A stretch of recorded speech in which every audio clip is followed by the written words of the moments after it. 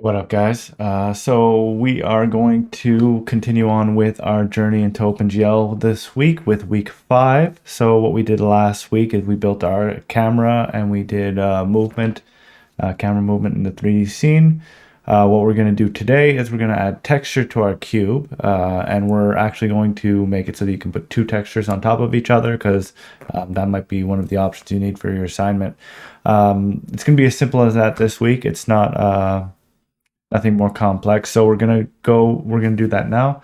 Jump right in. We're going to start off by setting up the project. There's gonna be one new dependency we need to bring in, and we'll do that in CLion and in CMake and Visual Studio, and then we'll go and just implement all of that. So with that said, let's just open up our editor here.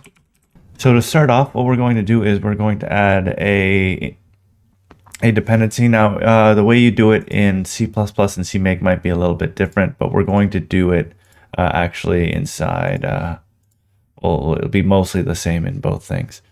So we are going to make a new folder in our external shared libs folder. We're going to call this stb image, like that. Now we're going to make, this one's going to be fairly simple. So you can find this if you go to learnopengl.com. There's a link on the textures page here, or more notably, if you Google this GitHub file, stb/nothing/stb, and then go into get the stb image.h, which is in here, right here. So there's a bunch of stuff in this library, but we're just going to take this one file. It's a header only library. But you can do things your own way. So what I'm going to do is I'm actually going to, there's no CMake file, good. So what I'm going to do is I'm going to actually make this a Git submodule again. And it's going to go inside this stb image folder here, and you'll see why in a second. So we're going to make a git submodule add. We put the link inside, and then it's going to be, no, I need to go inside one deeper. All right, git submodule add the link, then it's going to be external / shared / stb image / stb, like this. Now what this is going to do is it's going to add it inside here. You'll see it here. And this is inside a subfolder, and that was with intent. So we're going to add another CMake list file here. And we're going to say, we're just going to take this one as a, like this, and we're going to call it stb. Then we're going to say add library here. It's going to be called stb, and it's just going to have a main.cpp, and I think that's all that's needed in here. Main.cpp, yeah, that's it. It's going to need a include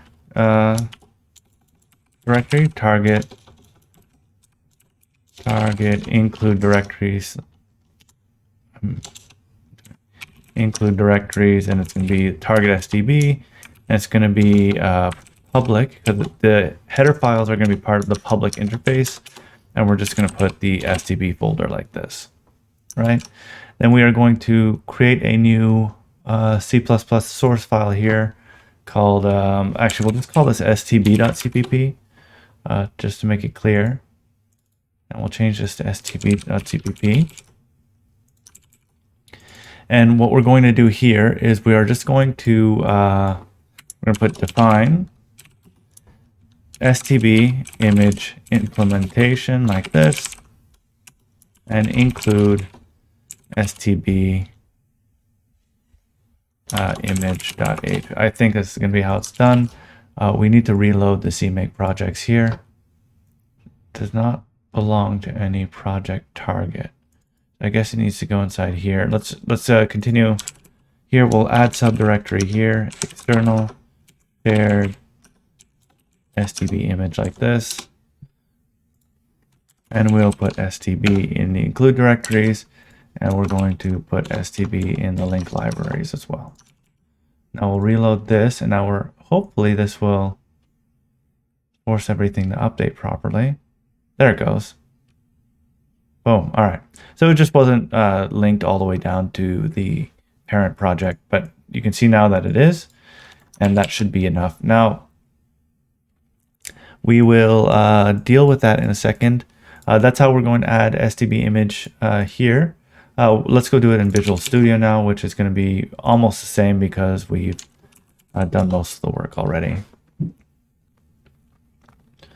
So we open the same project. All right, so it's open. So in our external, we have this as well. We are going to make a new filter called STB. And inside our STB, we're going to add 2 existing items. We're going to add external shared STB image, stb.cpp. And we are going to add existing item STB here. And we're going to add that include directory actually. So if we go here, we'll go properties on our project here. And in our BC++ include directories as usual, we are going to basically copy this. And this will be STB image /STB like this. Now, if we look here, we should have access to our STB image and everything should build. Build that just to be sure. You see all of the build worked out as it's supposed to. Now we'll come back. Actually, while we're here, I haven't done this in a while. I didn't add my camera file into this project yet. So let's go back in and add camera like this. There we go. Now it's built.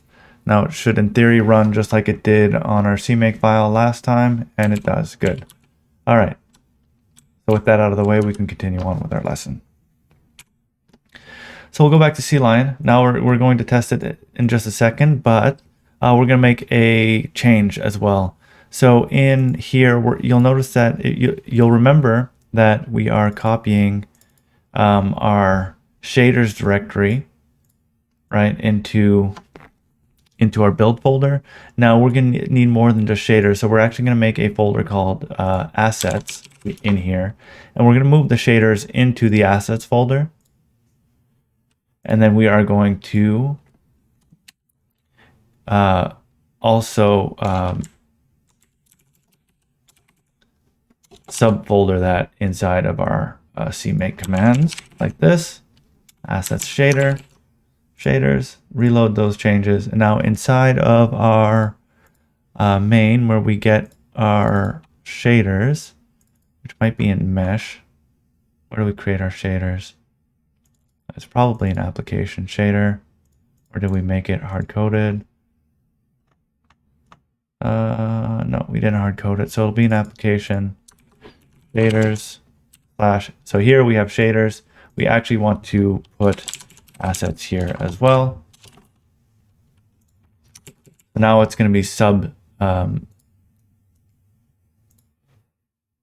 subfoldered here. So here you'll see we have the shaders. I'm actually going to delete this here, so that you can see that when I build this again,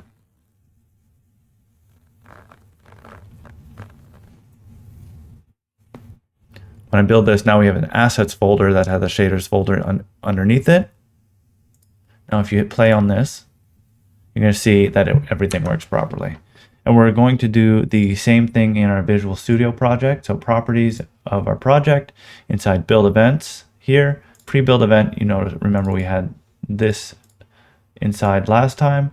So here we're just going to, again, assets /shaders and assets And we'll make this actually assets like this. Okay. Oh, did I do that wrong in here? Just checking. Yeah, so I made assets slash shaders. I'm just going to put it into assets like this and assets like this because we want to copy the whole assets folder. So that was my fault. So we'll do that in here as well. Properties, rebuild, not assets shaders, just assets. Copy everything, copy the entire assets folder directory. I will reload this and we will again just delete this to be sure. And while we're here, we're also going to delete it inside of our Visual Studio output, which is the bottom one. And then when we build this, which it might not let me build right now, it might say nothing to do. No, here it added it, assets, shaders. So that copied it properly. Again, one more time, we'll just play this. This works fine. And if I build this one, it copied the assets folder and it works fine. Okay, so the reason we did that is because now that we have access to more than just our shaders inside the asset path, we also need to be able to give it some textures. So we're going to make a directory here and we'll call these textures. And we're going to grab the wooden container texture. So if you go to your textures getting started tutorial, there's a wooden container here, but you can really use almost any image you want. I'm going to use that one. So I'm going to save this into the project. Just give me a second to find the project. Showcase here, assets, textures, container.jpg. So you'll notice here that I've added a container.jpg. And we are going to add it to our Git project here. Right. So now that we have the container.jpg, we can actually try to load the data, load the texture from the file. And this will confirm that our library is properly linked as well. So in our setup scene, we are going to load a texture. And what this is going to do is we are going to first include STBI image up here. Include STBI image.h. So I'm going to take a moment here because I didn't really explain it. I went by quickly.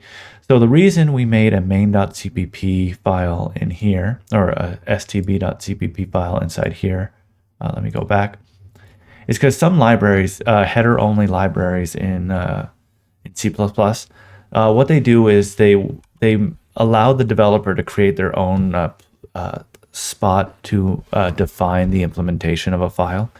And by doing it this way, we have a dedicated spot that has the implementation that gets compiled automatically into our application. And then we can just bring that into wherever we need it. So we bring the include files, but since we added here, we added STB to our link libraries, it means it will also compile, add the compile definitions from here into here. And that's what we also did just by bringing in the STB CPP in Visual Studio.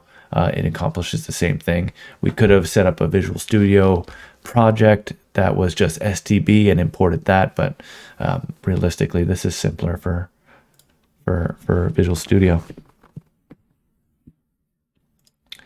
So with that out of the way, let's load our first. Let's load our texture. So let me find where we were. Load a texture.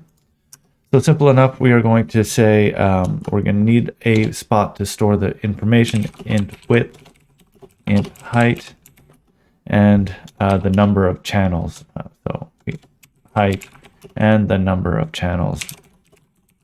So width and height, self-explanatory. The number of channels is how much color data is inside your file. So generally, it's RGBA, so that's 4 channels. If it's just an RBG file, it'll have 3 channels. If it's just RG, it's 2, and that's basically that.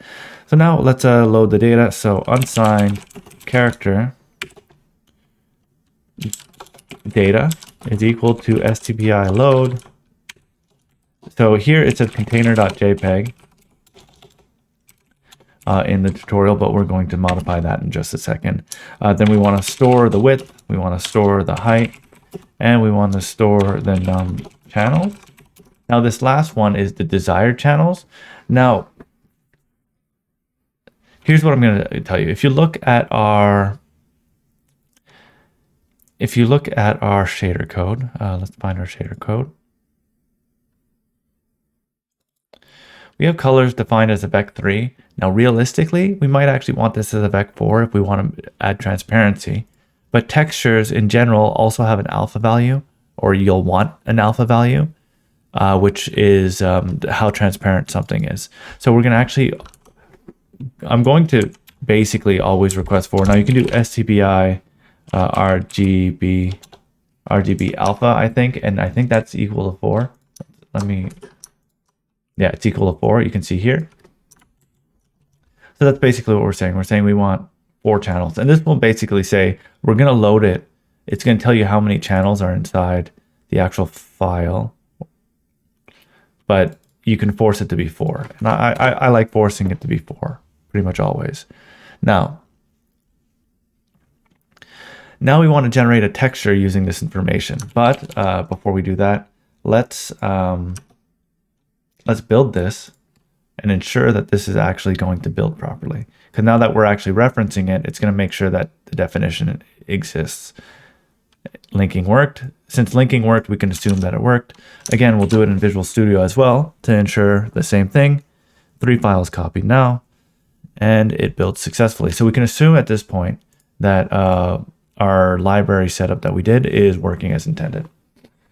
So let's create our texture. So for now, we're going to do it in our application.h. Remember, we had a bunch of GL uints down here at one point, which were the handles to the objects. We're going to do the same thing, GL uint texture. And we're actually going to say container texture like this.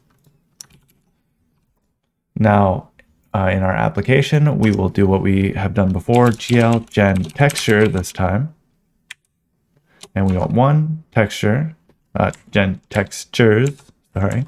We want to generate one texture in container texture. And that's how you create a location for your texture on your device. Now, the next thing you want to do before you can do anything with that texture is you want to bind it, like pretty much everything else in OpenGL. So this is going to be a GL texture. So you're going to see there's a bunch of different texture types here. For this course, you're just going to stick with 2D. But you know, another interesting one you might want to look into is texture cube map, which is fun to play with, which can give you like skyboxes and stuff like that. But we'll use 2D, and we will bind the container texture like that.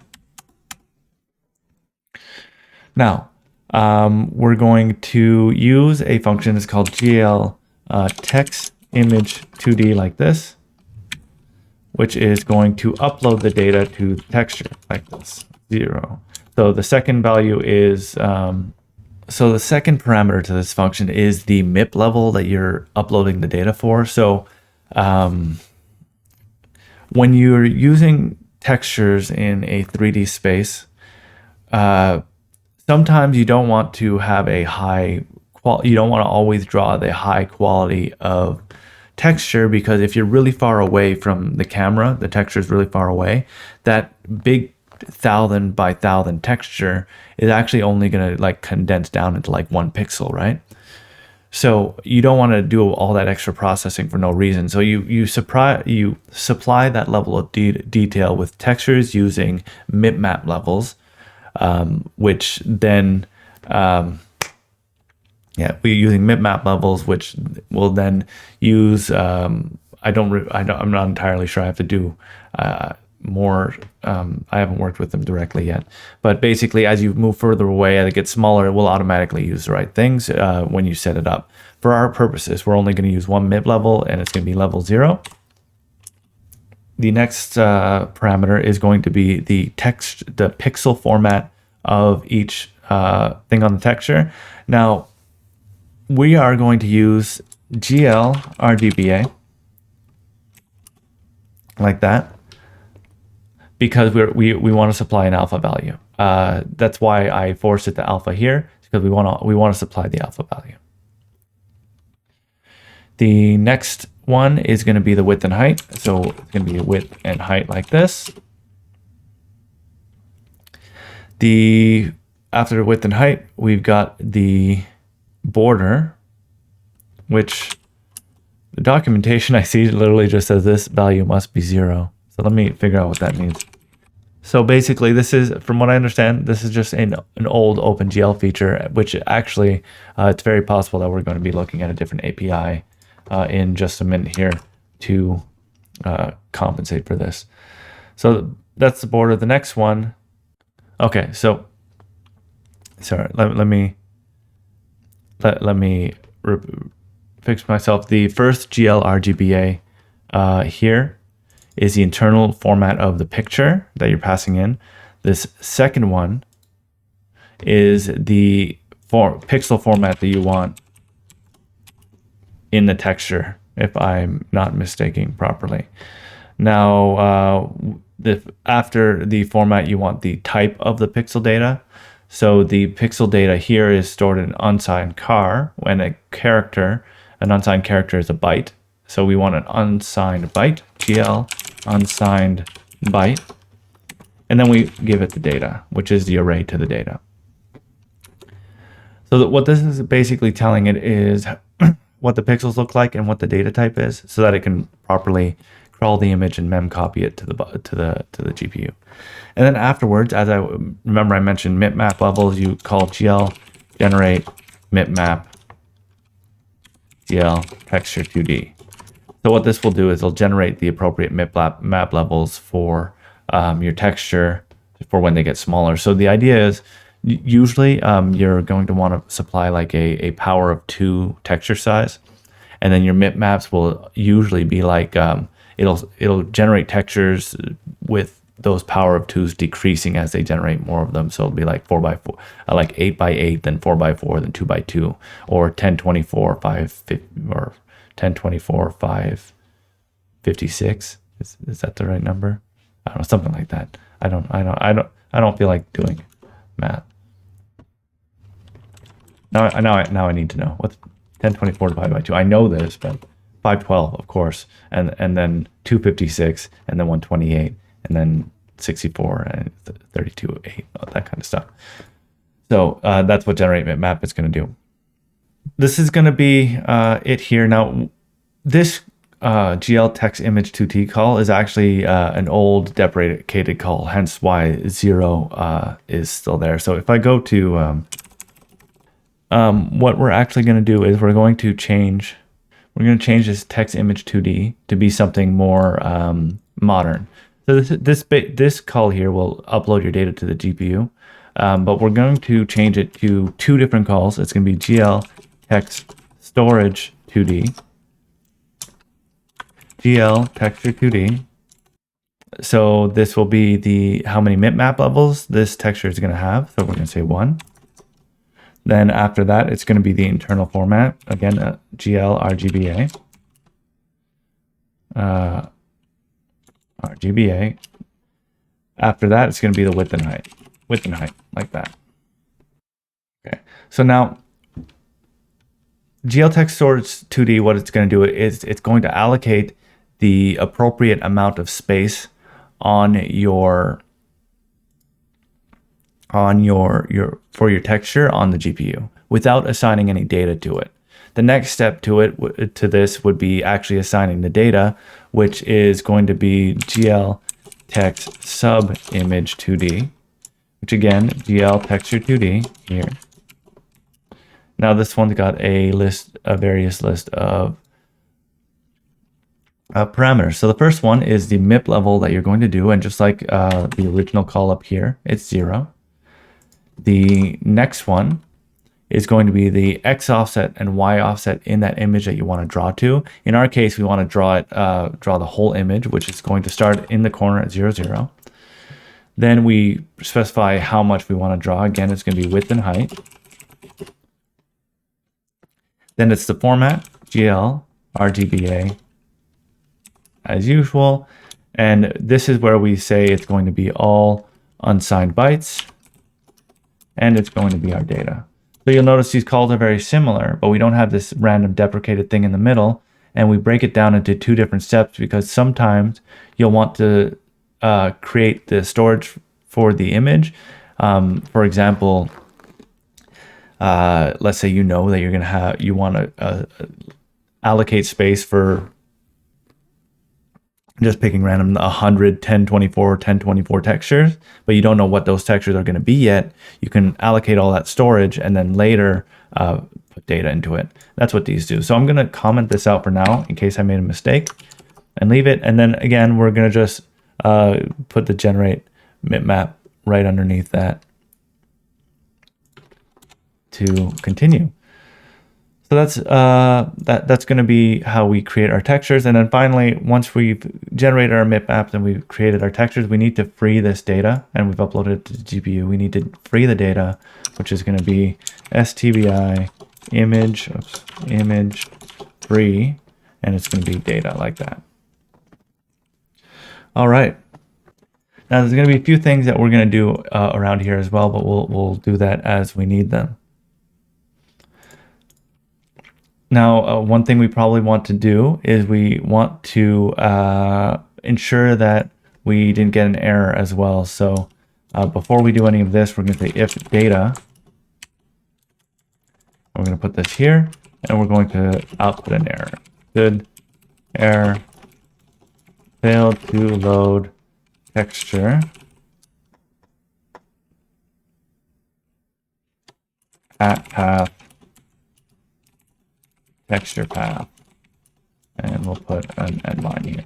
Now you'll notice we don't have texture path because we're going to go back and replace this now with texture path.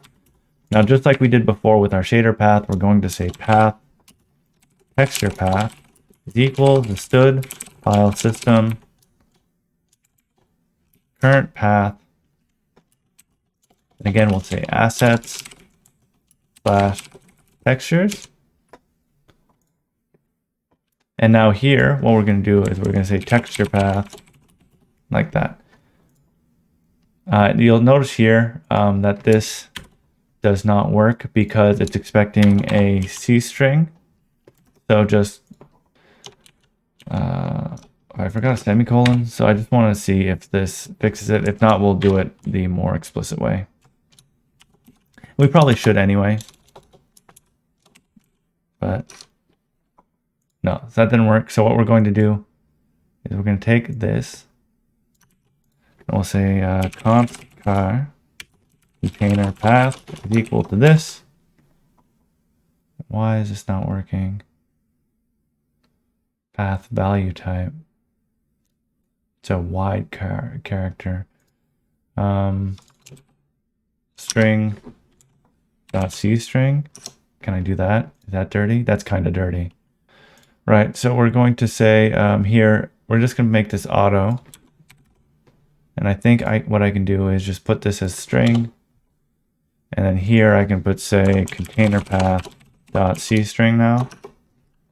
Yeah, now that's working. So with the path, you need to convert it to a standard string and then convert that finally down into a constant character. And our error, we're going to put container path here, like that. So now let's build this and try to run it. And we should just in general, in theory, I should say, not get an error, which we do seem to be getting an error of some kind. So what was that error? Now let's run in debug mode and see what happened.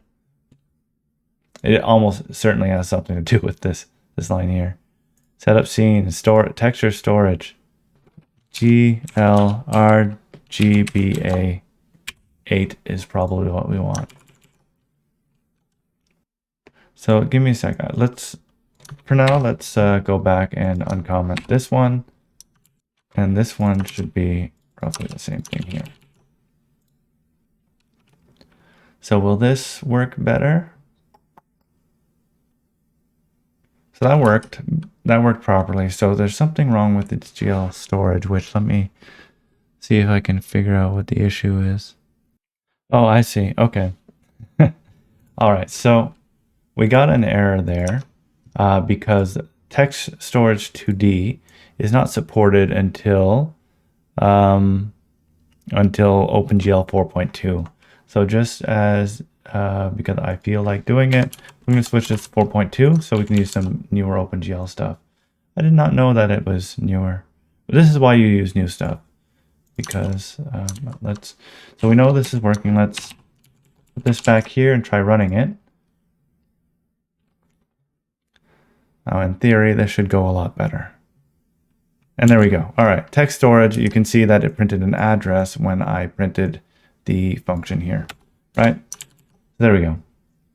So this is how it works properly. So just remember that if you're using, like we had set up, OpenGL 3.3 up in here, your GLF window hints, you're going to want to use the text 2D version, text image 2D, or if you're like me and stubborn and want to use new stuff, make at least version 4.2. And you can see here, I went to the text storage API, and at the bottom, there's version support.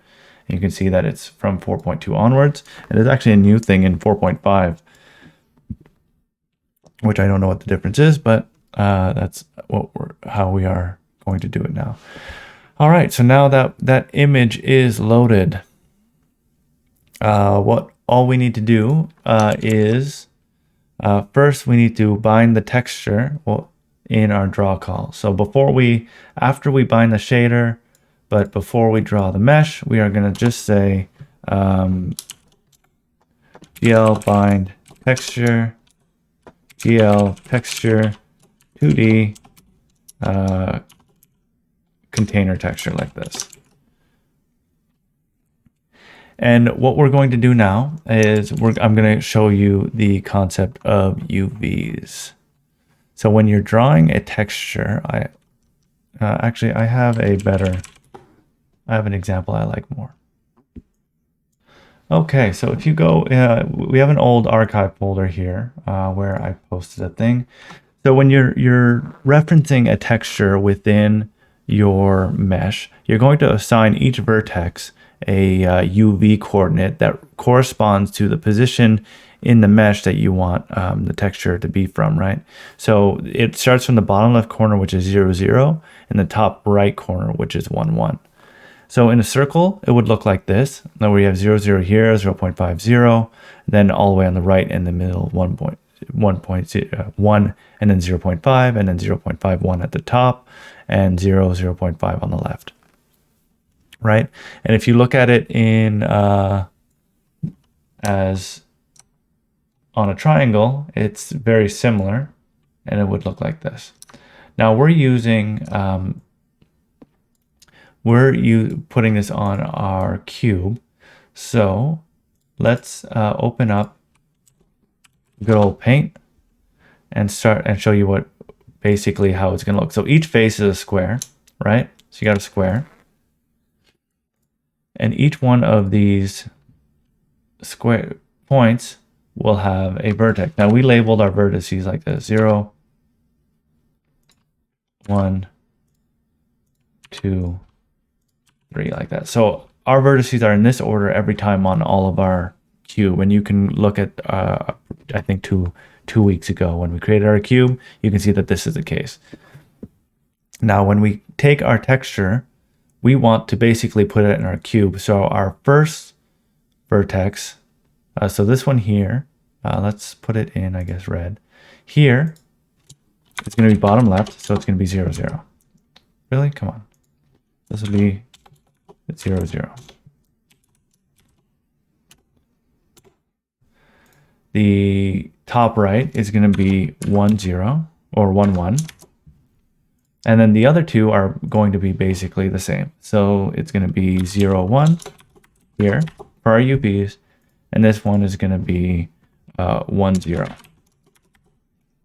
And these are the UVs that we're going to want for every single one of our faces because it's a square. So if you have a triangle, this is going to look different. If you have a sphere, obviously it's going to be different. But for our cube, this is basically going to be the setup. So we can actually put this on the side of our screen to use as reference. And we can open up CLion and look at our vertex data. So we put this in, I think it was types, include types, and we have here. So now we've already set up our UV data in our vertex. And this is why we put it there, is because I knew we were going to need it. So now let's just add UVs here. UV equal like this. Now remember, we've defined everything in this same order. So we're going to actually, let's get rid of that semicolon, force a habit. So let's actually just paste all this in right now on every single one of these. And we're going to need to go through and do this for every single one of our 30, 4 times 6, what is that, 36, 24 vertices. Again, like this. It's actually going to be very similar. So actually, we'll do this once, actually. And we're going to use multi-line paste to... All right, right paste. Because they're all exactly the same, so we can use multi-line paste. So the first UV here is going to be 0, 1. So 0.f, 1.f. Second UV is going to be 0, 0, 0.f, 0.f. Third UV, 1.0 and 0.0. And the last one, 1, 1. 1.f, comma, 1.f. Now we will select, we'll do a multi-line, like, what's the key? Is it this? Yeah, multi-line select.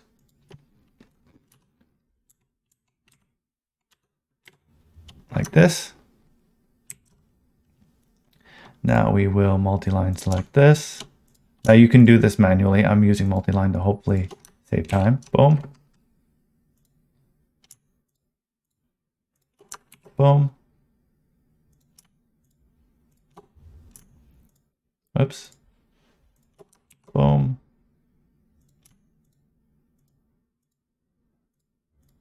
Boom. And finally, one more. Boom. All right, so we got, so it reformatted a whole bunch of stuff on me, I think. But either way, we've got our UVs set up. Now with that in place, and if we hit play, you're going to notice there's going to be no difference in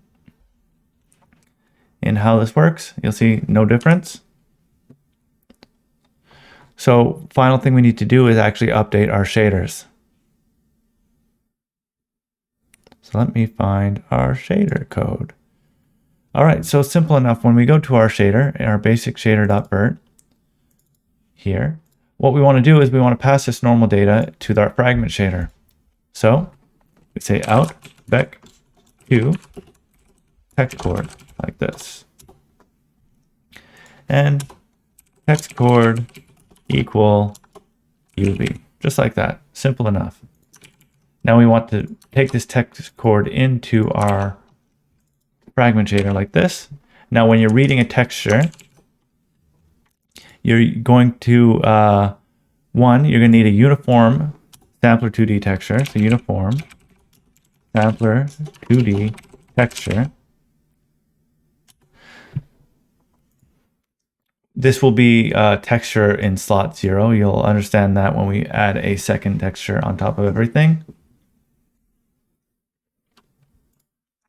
But then for our fragment color, what we're going to want to do, so this is taking the,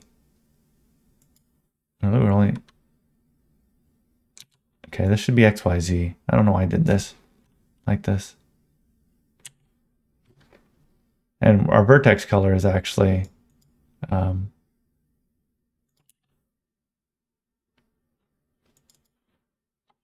I don't know why we're doing it like that. This could actually just be vertex color now. I guess I wasn't thinking. So anyways, to sample our texture, what we want to do is we want to use a function called texture. And then we put the texture handle like this. And we take our text coordinate inside here. And we want to multiply it by our vertex color. Now, we're just going, actually, we're not going to multiply it for now, just so you can see what it looks like. Application. So we want to be able to build this. I don't know if it's actually going to build anything. I don't think I made a change yet. I didn't make a change, no work to do. So we want to put a small change just to force it to rebuild, to recopy our shaders. Oh, recopied it. If you hit play on this now, cannot use function syntax on variable. Link failed. Cannot convert const float to out for component vector of float. Cannot use function syntax on variable. So what is the problem? Oh, sure. So I called this texture, but that's a reserved keyword because it's a function. So that was dumb of me. So we're just gonna call this text then, and replace text like this. Now we should be able to build now.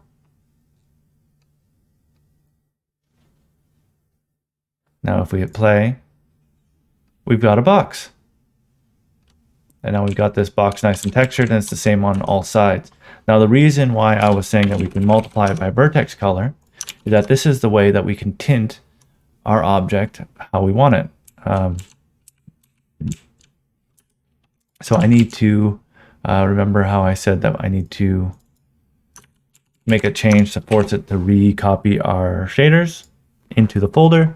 So that's what we're going to do here. Make a small change, build it. Now you can see now that every side is tinted the color we had defined it to be, right? So our white will be no tint, black will be no color, and everything in the middle will tint it. So we've got a single texture on our object. So now let's say we want to do a second texture. So let me find the second texture that we are going to be working with. So again, in the Learn OpenGL course, you'll find this awesome face here, which is going to be a PNG. And we're going to set up another texture.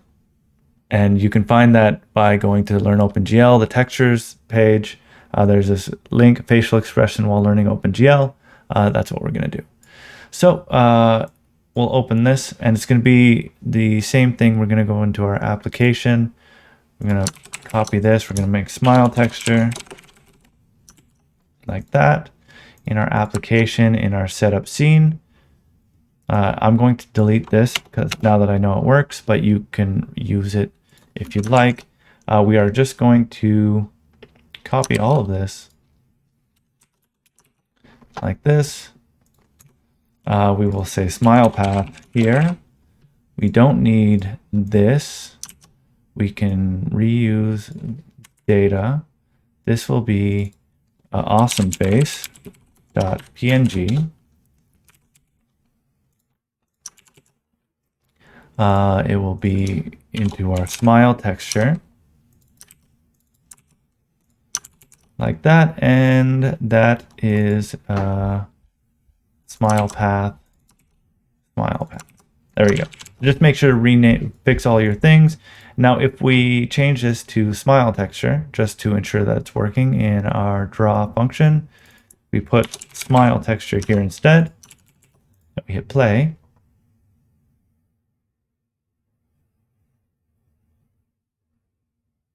You see now it's a bunch of smiles, right? Now, one thing you're going to notice actually is that it's upside down.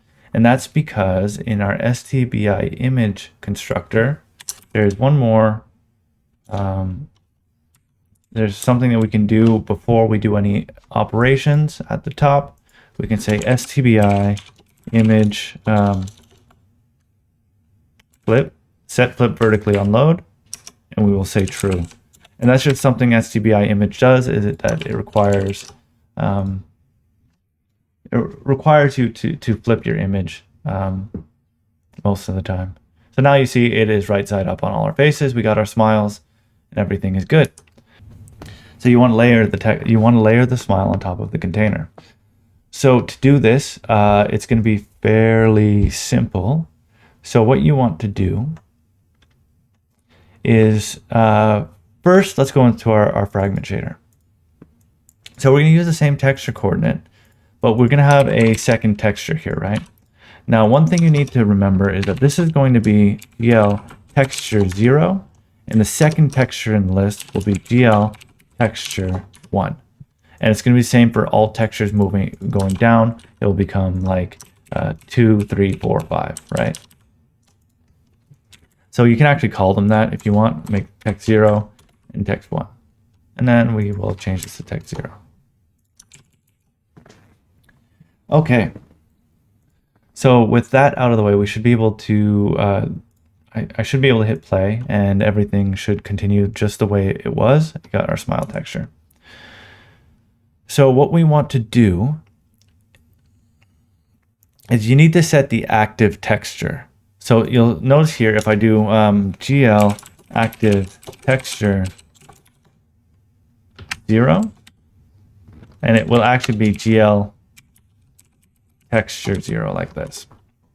And if you look at this object here, so it's kind of hard to tell because it's in hexadecimal, but you'll see that it increments by 1 every time it goes up. So 0, 1, 2, 3, 9, A, B, C, D, E, F, and then it goes to D. So, and you can have up to like 31 textures per shader, according to this, or I guess 32 textures per shader in OpenGL. So that's what we do here. So now when we say texture 0 is the smile texture like this, it will give us the smile texture in the first thing, and it should stay exactly the same. Now, if we say do this, active texture GL texture 1, like this, we make this the smile texture, but we make this the container texture, like this. Now you're going to have a container on texture 0, but you're not going to have your smile anymore, even though the smile is bound. You see that we called bind, but it didn't. You can't tell that it's bound because it's bound to text 1. So what we want to do in our shader is we want to actually mix these two textures together. So it's a function called mix. That's texture 1, comma, we sample from texture 2, so text 1, and then at the same texture coordinate, that's fine. And then the last parameter is the weight. So we're going to put 0.5. So it's going to be an even mix between both textures. If you put if you change this, it will. But well, actually, I don't want to tell you wrong. So we're going to start with. Let's put 0, right? So if we put 0, I think it's going to go solely on the first texture. Will it build something? It didn't have to build anything. So let me application. Enter. So it's going to build. It's going to copy. Yeah, so with a 0, it only does the first texture. If you put a 1, so let's go back to our fragment shader and make this a 1, it's going to fully use the second texture. So this should give us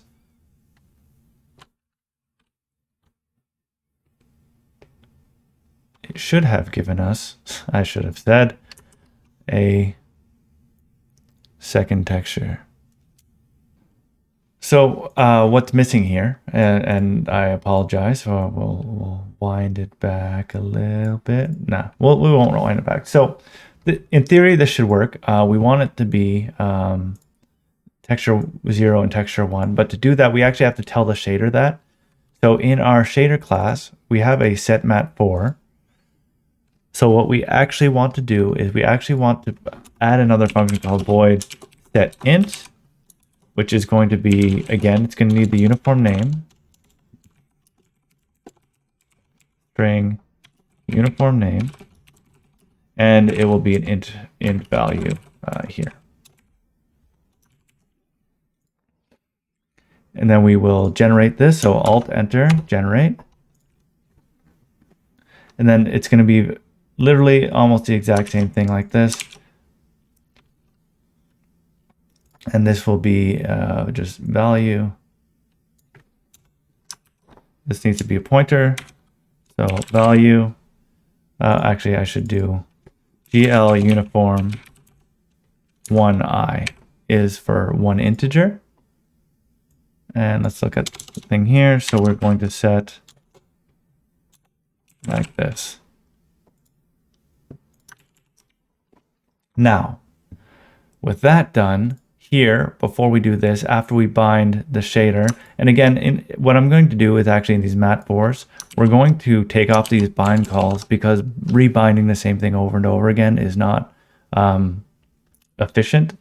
So we're going to assume that the user, or me in this case, will properly set the bind the shader before making any of these calls. So shader dot set int. So the first one was text 0, and it's going to be 0. And the shader dot set int text 1 is going to be 1. Now that should be, assuming I didn't make another mistake and forgot something else, should be enough to do what I'm attempting to do. Now we bring that and it smiles. Good. So just like I said, full 1 will be the second texture. Full 2 or full 0 is going to be the first texture. So let's do that one more time just to be thorough and demonstrate everything properly.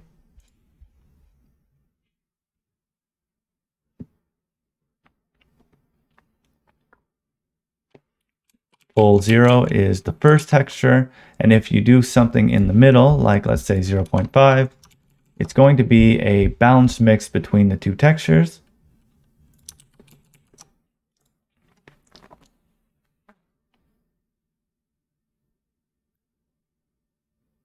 And there you go. Now you have a smile on top of a crate.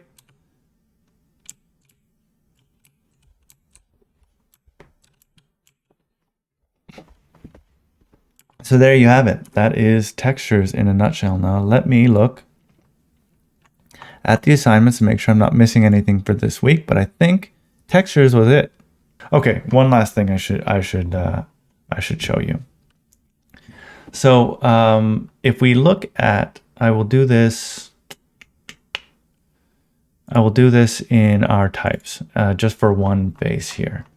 So if we change all of these ones, yeah, if we change all of these ones, oops.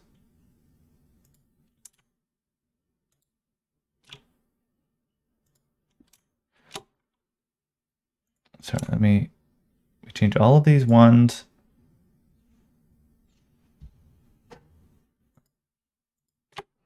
to 4s on just the front face. And while we're at it, we're going to in our update, we're going to turn off the rotation here.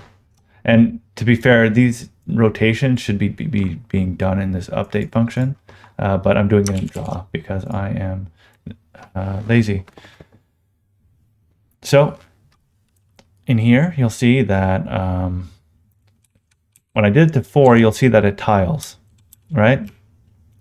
So when you have a UV bigger than 1, it will automatically tile. If you have a UV less than 1, it will stretch it. Now you can change the behavior of what happens when you have UVs bigger than 1. So to change that function, after you bind this, after you bind your textures, you can actually change it by looking here. So here you go GL text parameter I, which is an integer texture parameter. It's going to take a GL texture 2D. So it acts on the currently bound texture. You give it what you want to change, or the property you want to change. So in our case, is texture wrap S and GL repeat. And this is the default behavior. So it's GL wrap S and GL wrap T is your X and your Y repeat. So there's different things you can do here. So there's mirrored repeat as well that you can do here. Mirrored repeat. And what this is going to do is it's going to flip the texture every time it tiles it. So this should work. You'll see here now if we go closer, you can see that every time it tiled the texture, it flipped it both on the X and the Y value. And that this works well for some effects you can get, like when you're doing grass and stuff. So it can give, it can blend the edges a little bit better. Another one you can do is a GL clamp to edge. Now what this is going to do is it's going to redraw the last pixel. This is a bad example. So let's go inside here and let's open in Explorer. The reason this is a bad example is because there's nothing on the edge, so it's repeating nothing. So let's grab our brush and we'll put a red pixels on the edge here and blue pixels on the edge here, and that should give us what we're expecting. So if we run that again,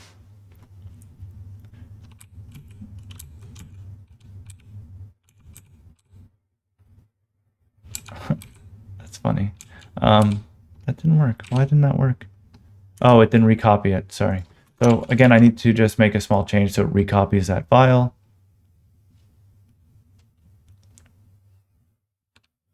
And hit play.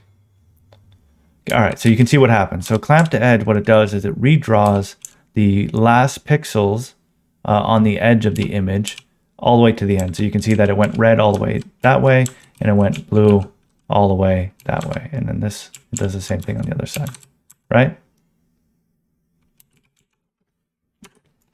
And then finally, one more clamp to border, which I don't quite.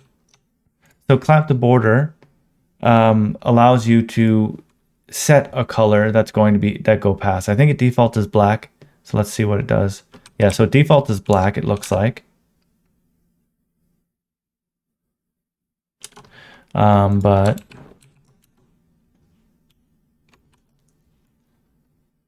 you can set the border color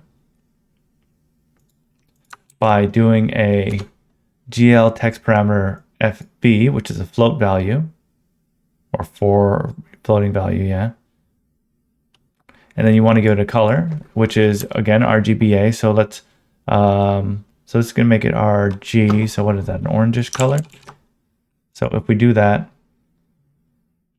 you'll see that it changes color and it clamps to the color of the border. And you see, yeah, it's an orangish color like that.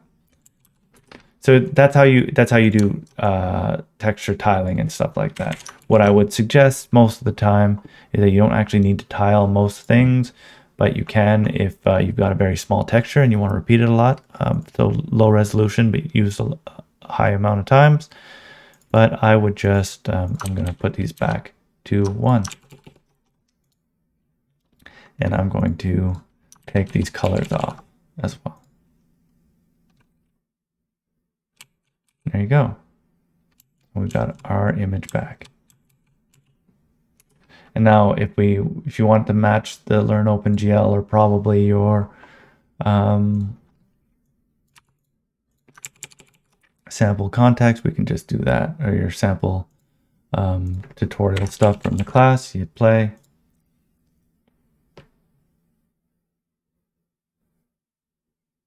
There we go. And now we have, and we're going to put this back to GL repeat, which is again the default behavior, even though we're not using it at the moment. So final step with all this, let's quickly abstract out our texture class so that we can, let's abstract our texture class so that we can do this all together. So what we're going to do is we're going to hit include new C++ class. We're going to call it texture. We're going to hit OK. We'll add it to GitHub. We'll move texture.cpp into source. Change this to pragma once. Until I do this a decent amount of times, right? I'll do it like that. And then we will change these to angle brackets. We'll reload our CMake project. While that's loading, let's start building it. So public, we're going to need a texture, which takes a path, listed file system path.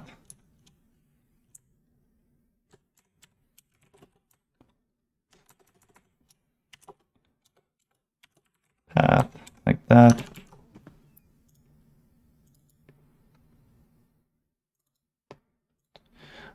So we need to include file system like this. We're also going to need, we might need gluint include glad / glad. We need glad because we will need a gluint texture handle. We are going to need a void bind function to bind it, and that's pretty much all we're going to need. And you can add other parameters here for doing the stuff we talked about at the end here, this stuff here. And we're also going to need a get handle as well for doing this GL active texture, bind texture.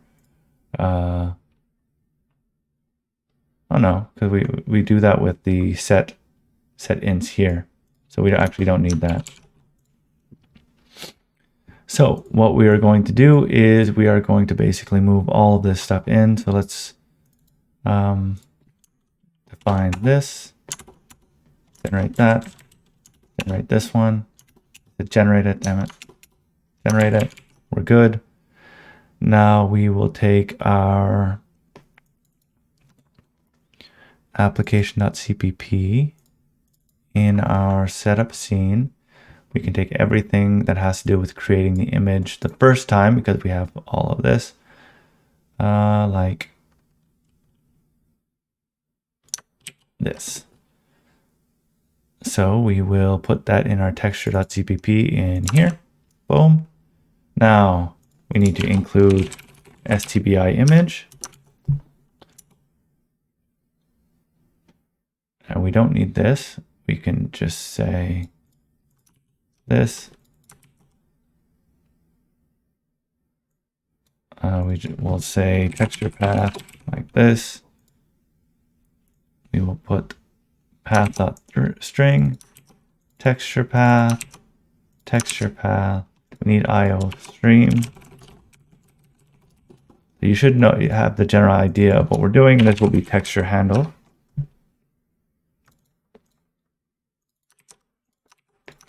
And there we go. That is how we will create our textures. Now in our application, we will say, we can delete all this now. We can deal with this after. We will need this active texture bind texture. Now what we will do here, it's going to be a little bit different. No, we would do this, and we're going to do texture handle. So that is actually pretty much our entire texture class. Now we can easily go inside our application.h. Here we have a similar thing with shaders or with meshes, and we have one shader. But with our meshes, we can do the same thing with our textures. Did vector texture textures. We need to include texture up here.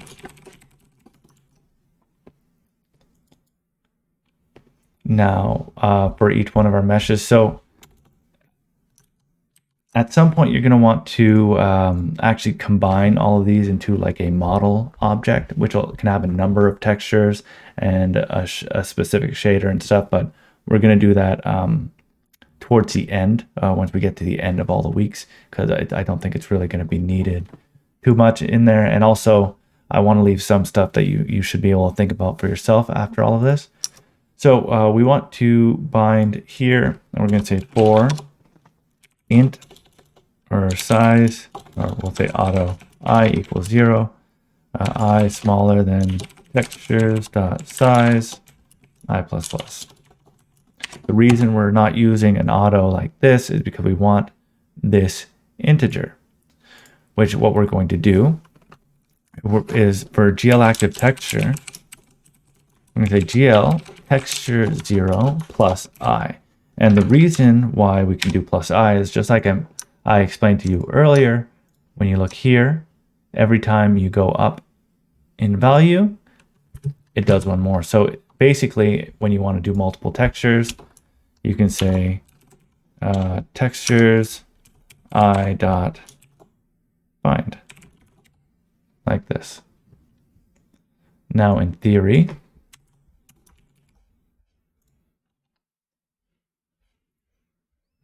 anyway, that did not work. So texture, no such file. Oops, texture dot h. My bad. So this should get resolved. This all resolves again. All right, so now we should be good when we build that. And we hit play, we should have exactly what we had before, or not. Oh, right, because we did not create our textures. So inside our setup scene, what we will say is textures dot in place back, and we're going to just say texture path here, auto texture path equal to std file system path current path assets textures. Now we'll say texture path slash container.jpg textures dot in place back. Oops, textures with an S. Texture path slash, and this will be awesome phase.png. That should have worked better this time. And we have exactly what we had before. And that's how you will abstract your textures to make it a lot easier to work with. So see, now we can create a texture with a single line of code. It's all abstracted out, and we can bind them like this. And there you have it. That is week 5 of CS-330. You are most of the way there. I believe that week 6 is going to be our lighting week, which may or may not be bigger. We'll see. I don't know. I always assume that these things are going to be smaller than they are, and they end up being an hour long or an hour and a half, or I think one week is 2 hours, but it is what it is, right? Anyways, next week we're going to do the Phong shading model. Should be fairly straightforward. It's generally mostly just a bunch of math, right? So, yeah, so we'll do that. Right, week 7 is going to be where you take everything that you've learned and put it all together and create your scene. So there's nothing I can teach you there that I won't have covered by the end of next week. And in week 8, you're going to be adding collisions to a project. There's not going to be much left to do either. But I might give you an idea of how that works. We'll see. I don't know. We'll see. Other than that, we are going to, other than the weekly content, I'm probably going to create a supplemental video or two on creating some more shapes. I don't know. We'll figure it out. If there's anything you want that I haven't talked about, leave it down below. But other than that, see you next week.